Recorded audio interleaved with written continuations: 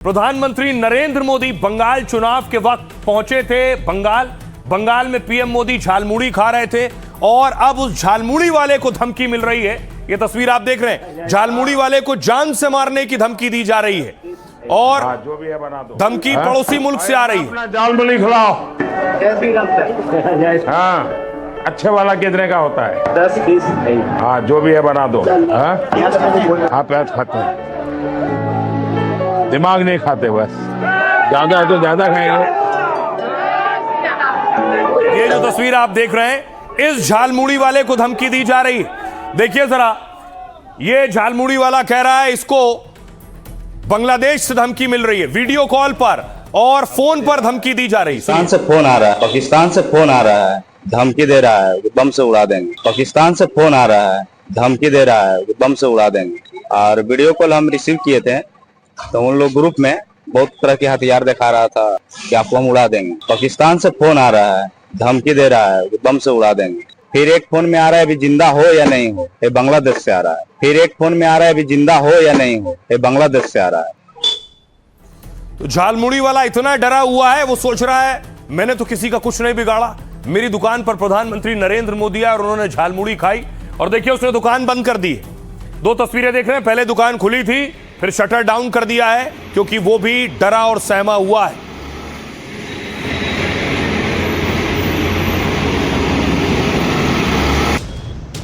शुभेंदु के ताबड़तोड़ एक्शन से कट्टरपंथियों को ऐसी मिर्ची लगी, वो बांग्लादेश में भी विरोध प्रदर्शन और जुलूस पर उतर आए हैं और बंगाल के नए सीएम तक को आंख दिखाने लगे हैं।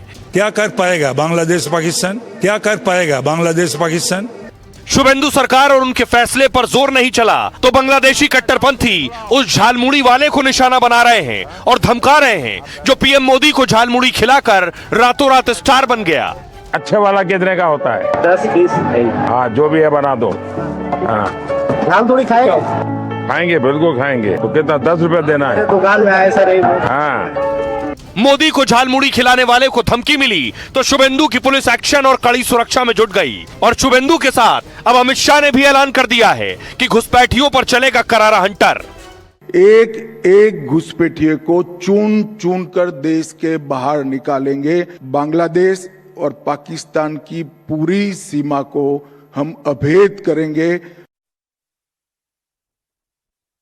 और आइए अब आपको बताऊं कि झालमुड़ी वाले को धमकी कौन दे रहा है और क्यों दे रहा है। देखिए जरा,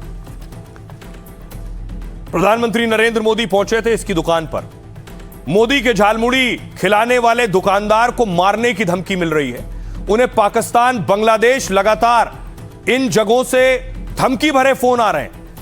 मोदी को झालमुड़ी खिलाने वाले विक्रम साहू देश भर में मशहूर हो गए। झालमुड़ी के बाद सबसे ज्यादा यह वीडियो वायरल हुआ था और उसके बाद चारों तरफ झालमुड़ी की सेल बढ़ गई। लेकिन अभी झालमुड़ी बेचने वाला और उनका परिवार धमकी के खौफ में है और पुलिस में शिकायत की है उन्होंने। विक्रम ने कहा कि पाकिस्तान से फोन आया और कहा कि मुझे बम से उड़ा देंगे। एक बार तो वीडियो कॉल भी आया जिसमें कुछ लोग हथियार दिखा रहे थे।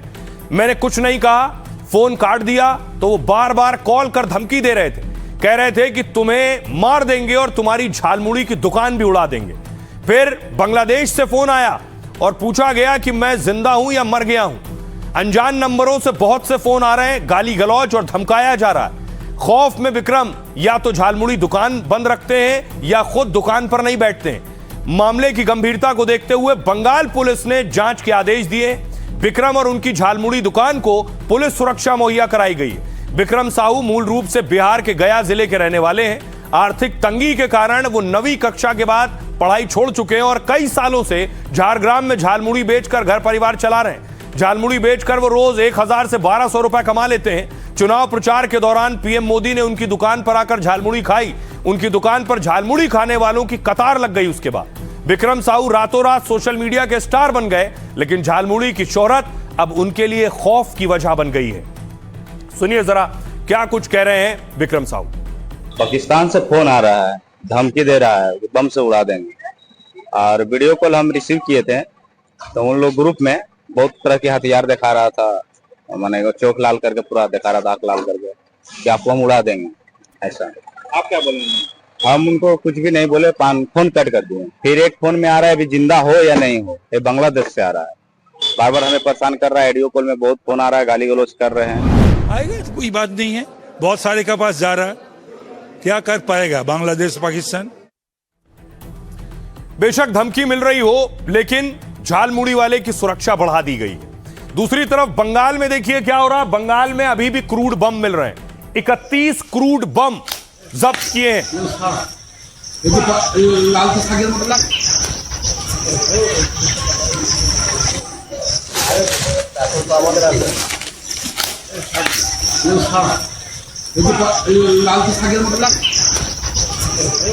और अब देखिए जरा, यह तस्वीर मैं आपको दिखा रहा हूं बांग्लादेश की। बांग्लादेश में शुभेंदु के एक्शन का विरोध हो रहा है जिस दिन से सत्ता में आए।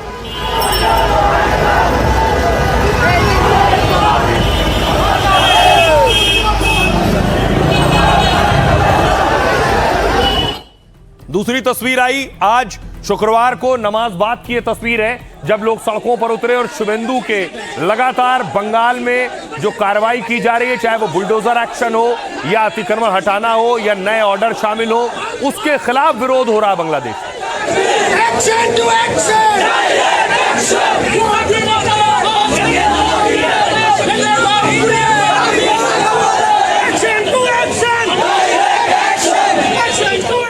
अब देखिए जरा बांग्लादेश को परेशानी क्या हो रही। शुभेंदु अधिकारी अपने राज्य में अपनी सरकार बनने के बाद अपने फैसले लागू कर रहे हैं। बांग्लादेश में मौलाना को आखिर क्या परेशानी? ये है वो मौलाना। बंगाल में सीएम शुभेंदु ने घुसपैठ और पशु वैध पर कड़ा फैसला लिया है, तो उसका असर भारत के पड़ोसी देश बांग्लादेश पर नजर आ रहा है। जुमे की नमाज के बाद ढाका समेत कई जगह भारत विरोधी जुलूस निकले। बांग्लादेश में कट्टरपंथियों ने भारत और बंगाल विरोधी नारे लगाए। आरोप लगाया कि बंगाल में मुस्लिमों के साथ ज्यादती की जा रही है। बंगाल में बीजेपी की जीत के बाद मुसलमानों पर अत्याचार हो रहे हैं, यह आरोप लगाया जा रहा है। कट्टरपंथियों ने सीएम शुभेंदु को धमकी दी और विवादित बयान भी दिया। 2 दिन पहले भी पशु वध के नियम के खिलाफ कट्टरपंथी सड़क पर उतरे थे। एक कट्टरपंथी मौलाना, इनका नाम है इनायतुल्लाह बासी, शुभेंदु को धमकी दी है। कहा अगर शुभेंदु सरकार में बंगाल में मुस्लिमों पर जुल्म नहीं रुका तो बांग्लादेश में रहने वाले अल्पसंख्यक हिंदू सुरक्षित नहीं रह पाएंगे। सीएम शुभेंदु को बॉर्डर पर दफन करने जैसे विवादित बयान दिए। ज्यादातर कट्टरपंथी जमाते इस्लामी से जुड़े बताए जा रहे हैं। बांग्लादेश में जमाते इस्लामी जैसे दल भारत विरोधी राजनीति करते हैं। मोहम्मद यूनुस की सरकार में इस तरह के विरोध काफी बढ़ गए। तारिक रहमान ने पीएम बनने के बाद भारत से रिश्ते सुधारने की कोशिश की, लेकिन बंगाल में बीजेपी सरकार बनने के बाद से बांग्लादेशी कट्टरपंथी भड़के हुए। आरोप लगते हैं कि जमाते इस्लामी जैसे संगठन टीएमसी का समर्थन करते हैं। बॉर्डर सील होने और घुसपैठ के रूट बंद होने के डर से भी इनमें बेचैनी है। जानकार मानते हैं कि इसी बेचैनी में वो जहरीले बयान दे रहे हैं। तो क्या वो बंगाल में सांप्रदायिक हिंसा को हवा देने की कोशिश कर रहे हैं, इसलिए अपने बयानों से वो लोगों को उकसा रहे हैं? सुनिए जरा मौलाना और कट्टरपंथी क्या कह रहे हैं बांग्लादेश के। हम अगर मस्जिद के माइक पर अजान नहीं दे पाए तो उसके मंदिर से भी किसी माइक की आवाज नहीं आनी चाहिए। हम जिहाद करके जिंदा रहना चाहते हैं, ये सब बंद नहीं हुआ तो भारतीय दूतावास का घेराव करेंगे। बीजेपी के आने के बाद मुस्लिम लोगों के घरों और मस्जिदों को निशाना बना रहे हैं और तोड़फोड़ कर रहे हैं। ये हमारी जिम्मेदारी है कि हम इसका विरोध करते हैं। भारत सरकार ने ये तय किया है कि हम न केवल घुसपैठ को रोकेंगे, एक एक घुसपैठिए को चुन चुन कर देश के बाहर निकालेंगे। कौन नया घुसपैठिया आया है, क्या रूट है, कहां से तस्करी हो रही है, कहां से गौ तस्करी हो रही है, ये सारे रूटों को चुन चुन कर बंद करना, समाप्त करना, ये बीएसएफ की जिम्मेदारी है। मैं सुरक्षा बल के जवानों को भरोसा दिलाना चाहता हूं कि ये 60वें साल में ही हम स्मार्ट बॉर्डर प्रोजेक्ट को लॉन्च कर बांग्लादेश और पाकिस्तान की पूरी सीमा को हम अभेद करेंगे और इससे आपके काम में आपको बहुत बड़ी तकनीकी सहायता उपलब्ध हो जाएगी।